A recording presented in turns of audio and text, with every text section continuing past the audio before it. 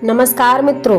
वह एक समय था जब भारत में बड़े बड़े राजाओं का शासन था, जिनके पास बड़ी बड़ी सल्तनतें हुआ करती थीं और जिनके पास लाखों की संख्या में सेना हुआ करती थी, जिनके बलबूते पर वो कुछ भी कर सकते थे। लेकिन कहते हैं हर किसी का समय होता है। आज़ादी से पहले जिन राजाओं का डंका बजता था, वह आज़ादी के बाद केवल नाम मात्र के राजा रह गए।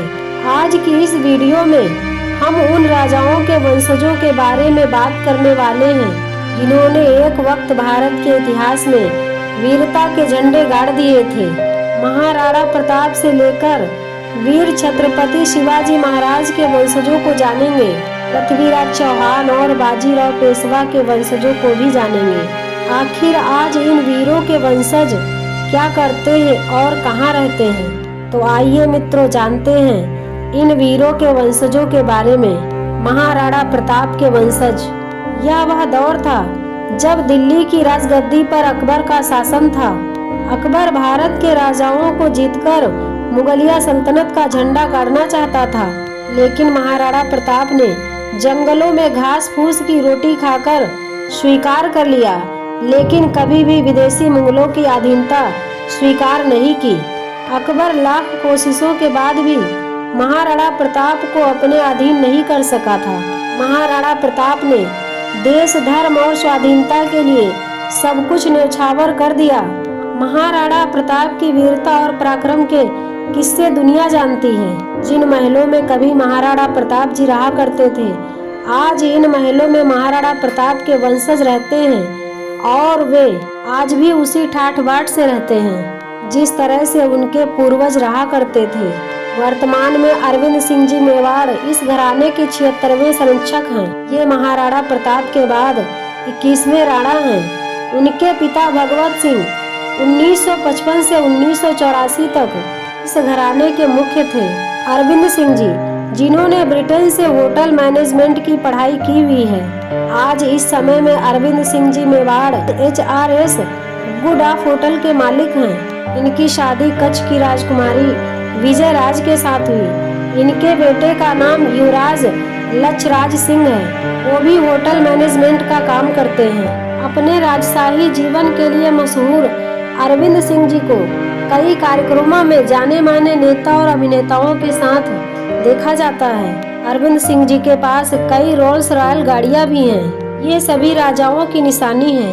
अरविंद सिंह जी के अलावा इनके और बड़े भाई भी हैं, जिनका नाम महेंद्र सिंह मेवाड़ है। वो परिवार का मुख्य होने का दावा करते हैं, लेकिन सच ये है 1984 में इनके पिता महाराणा भगवत सिंह ने अपनी पूरी जायदाद ट्रस्ट के जरिए अपने छोटे बेटे अरविंद सिंह मेवाड़ जी को दे दी थी। बड़े बेटे महेंद्र सिंह जी ने इस जायदाद की कई बार ऑफिशियल मांग भी की थी, लेकिन अभी तक इनके हाथ कुछ भी नहीं लगा। महेंद्र सिंह मेवाड़ बीजेपी से चित्तौड़गढ़ के सांसद रह चुके हैं। दोनों भाइयों के परिवारों के रहन सहन में काफी अंतर है। छत्रपति शिवाजी महाराज के वंशज। वीर छत्रपति शिवाजी एक बहादुर, बुद्धिमान और निडर मराठा शासक थे और इन्होंने ही मराठा साम्राज्य की नींव रखी थी। बहुत से लोग इन्हें हिंदू हित सम्राट भी कहते हैं, तो कुछ लोग इन्हें मराठा का गौरव भी कहते हैं। साल 1974 में छत्रपति शिवाजी की उदय के साथ ही शुरू हुआ।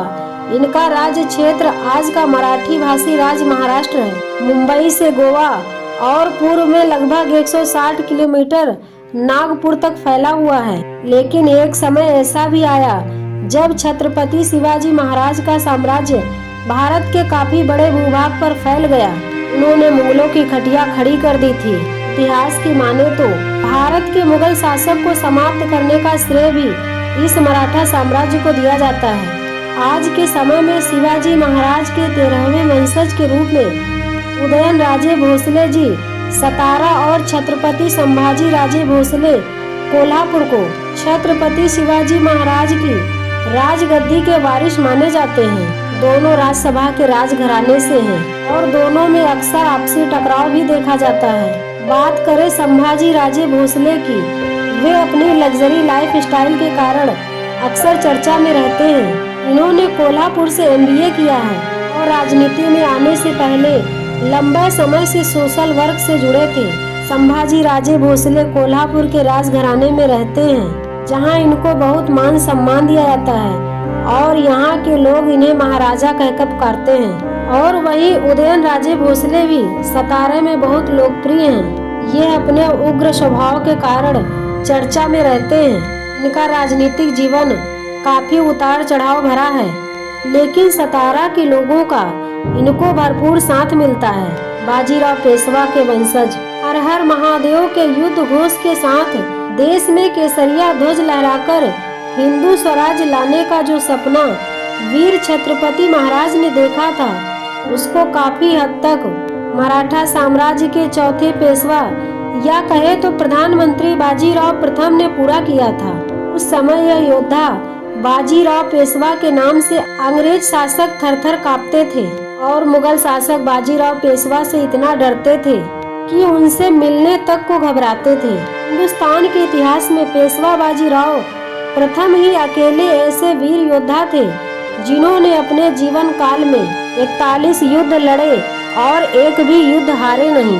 पेशवा बाजीराव बल्लाल भट्ट ने निजाम मोहम्मद बख्श से लेकर मुगलों, अंग्रेजों और पुर्तगालियों तक के युद्ध को मैदान में कई बार करारी टक्कर दी थी।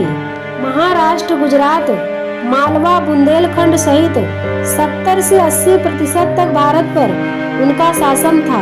पर आज के इस समय में इन महान वंश के लोगों को कोई नहीं जानता है। बाजीराव पेशवा के वंशज पुणे में रहते हैं और ये जानकारी इतिहास में रुचि रखने वाले गिने चुने लोगों को ही पता है। ये पेशवा घराने की 10वीं पीढ़ी है। 74 वर्षीय विनायक राव भूवैज्ञानिक हैं और इसी विषय के प्राध्यापक के रूप में उन्होंने पुणे विश्वविद्यालय में 33 वर्ष नौकरी की। और दूसरा परिवार विनायक राव के बड़े भाई कृष्ण राव का है, जो हाल ही में गुजर गए हैं। महेंद्र पेशवा कृष्ण राव के बड़े बेटे हैं। वो कहते हैं कि ट्रैफिक हवलदार भी पेशवा का लाइसेंस देखता है तो इस पर पेशवा नाम देखता है तो कोई अचरज नहीं करता। पृथ्वीराज चौहान के वंशज दिल्ली के सिंहासन पर बैठने वाले अंतिम शासक पृथ्वीराज चौहान थे। ये अपने पिता राजा सोमेश्वर चौहान जी की मृत्यु के बाद मात्र 13 वर्ष की आयु में ही अजमेर की राजगद्दी पर बैठे थे। आज के अजमेर, दिल्ली और पंजाब के भूभाग पर शासक करने वाले पृथ्वीराज चौहान का जीवन एक मेधावी बच्चे से शुरू हुआ था। पृथ्वीराज चौहान को युद्ध कौशल के एक महान योद्धा के रूप में जाना गया था। इनके पास जल्द सैन्य कौशल सीखने की क्षमता ने राजस्थान को सबसे मजबूत राज्य बना दिया गया। मोहम्मद गौरी ने अपनी विशाल सेना के साथ तराइन के प्रथम युद्ध में पहुंचा था। अब पृथ्वीराज चौहान ने अपने युद्ध कौशल और साहस से मोहम्मद गौरी का अहंकार चूर चूर कर दिया था और अंत में पूरी तरह से घायल हुआ मोहम्मद गौरी अपनी सेना को उल्टे पांव वहां से लेकर भाग गया था। लेकिन बाद में तराइन के दूसरे युद्ध में अपनी पूरी ताकत के साथ वह आया था। मोहम्मद गौरी पृथ्वीराज चौहान को हराकर उन्हें बंदी बनाकर अपने साथ ले गया और पृथ्वीराज चौहान के साथ वहां पर बड़ी क्रूरता की गई और गर्म लोहे के सरिये से उनकी दोनों आंखें फोड़ दी गई थी। कहा जाता है कि अपनी तीरंदाजी प्रतियोगिता में मोहम्मद गौरी ने पृथ्वीराज चौहान को एक निशाना साधने को कहा था। अपने कंधे पर बैठे मित्र चंद्रवरदई के कहे जाने के इशारे पर पृथ्वीराज चौहान ने तीर मोहम्मद गौरी के सीने पर मार दिया था। इससे वह वहीं पर मर गया था। दुश्मन के हाथों मरने की बजाय पृथ्वीराज चौहान और उनके मित्र चंद्रवरदई ने एक दूसरे को ही चाकू से मारकर हत्या कर ली थी।